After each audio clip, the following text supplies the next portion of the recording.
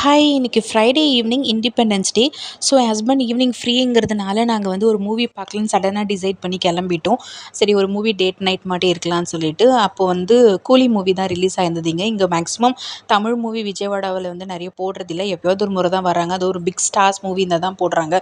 சரி, ஏன் மிஸ் பண்ணணும்னு சொல்லிட்டு சரி பார்த்துட்டு வந்துடலான்னு கிளம்பிட்டோம். பிவிபி மால் தான் போயிருந்தோம். அங்கே கீழே புக் ஸ்டால் போட்டிருந்தாங்க.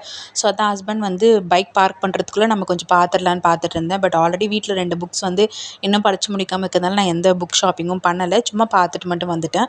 அப்புறம் மால்குள்ளே என்ட்ரு ஆனோம். இன்றைக்கி வழக்கமாக போகிறத விடவே வந்து கொஞ்சம் ரஷ்ஷாக தான் இருந்தது மாலு.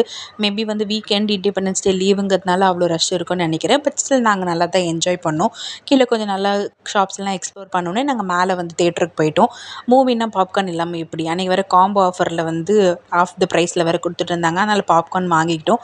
பட் ஸ்டில் காம்போ வாங்காமல் வெறும் பாப்கார்ன் மட்டும் வாங்கியிருக்கலாம். ஏன்னா அதுலேருந்து ஜூஸஸ்லாம் நாங்கள் ஃபினிஷ் பண்ணவே இல்லை, நிறைய வேஸ்ட் ஆகிடுச்சு எங்களுக்கு. ஸோ மூவி முடிச்சோடனே நாங்கள் நேராக சாப்பிட்லான்னு சொல்லிட்டு பக்கத்தில் இந்த ஈட் ஸ்ட்ரீட் போயிட்டோம்.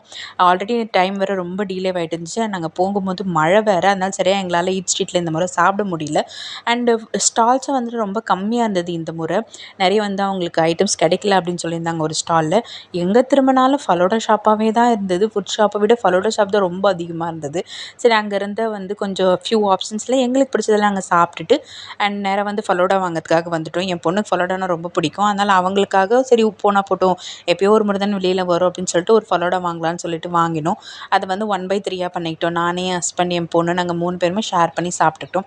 சரி, சீட் டேன்னு ஸ்டார்ட் ஆயாச்சு, அதை சீட்டை கம்ப்ளீட்டாக சீட் பண்ணி விட்டுருவோம்னு சொல்லிட்டு நானும் இன்றைக்கி இந்த ஃபலோடாவை வந்து கொஞ்சம் சாப்பிட்டுக்கிட்டேன். ஆல்ரெடி 3 மெம்பர்ஸ் வந்து நாங்கள் ஷேர் பண்ணி தான் சாப்பிட்டுட்டு இருந்தோம். அது என்னவோ தெரியல, என் பொண்ணுக்கு சாப்பிட விட இந்த ஃபலோடா ஐஸ்கிரீம்ஸ் தான் ரொம்பவே பிடிக்குது. சரி, சாப்பிட்டு முடிச்சுட்டு